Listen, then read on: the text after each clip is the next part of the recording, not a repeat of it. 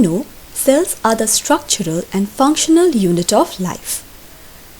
In case of unicellular organisms, a single cell acts as the entire organism. That means it performs all the essential functions which is required by the organism for its survival. Functions such as digestion, respiration, excretion, reproduction, all of these are performed by that one single cell only. But what about multicellular organisms? We know they are made up of millions and billions of cells. So, do all cells perform the same function in multicellular organisms? The answer is no. In multicellular organisms, there is division of labor. That is, groups of specialized cells perform certain functions only, and this group of cells is known as tissue. We can see this is a typical cell. When these similar cells come together, they form the tissue. We can see these cells are closely packed as if they are glued together to one another. This is the typical structure of a tissue. So, what is a tissue?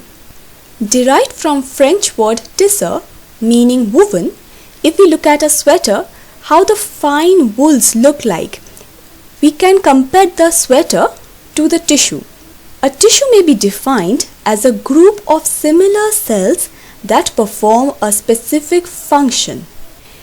Here, if you look at the upward diagram, this is a typical bone cell tissue. And we know bone tissues are involved in providing structure and shape to animals.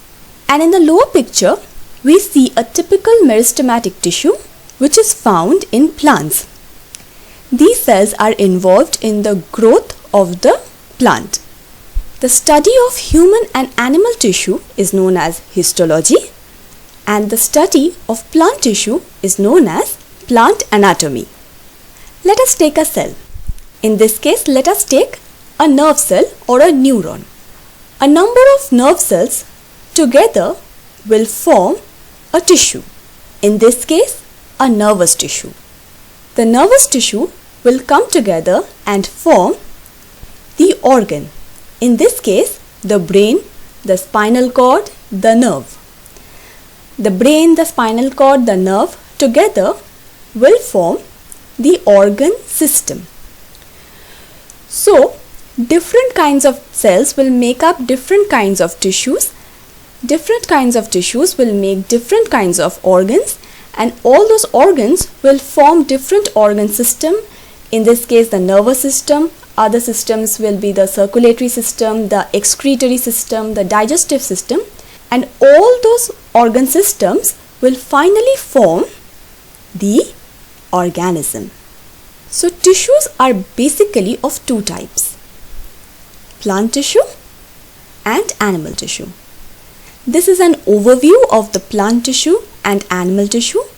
We will be discussing in details about the plant tissue and animal tissue in our following lectures. And with that, I end my today's lecture.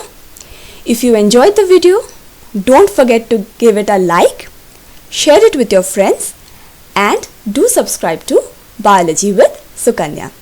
I'll see you in my next video. Bye bye.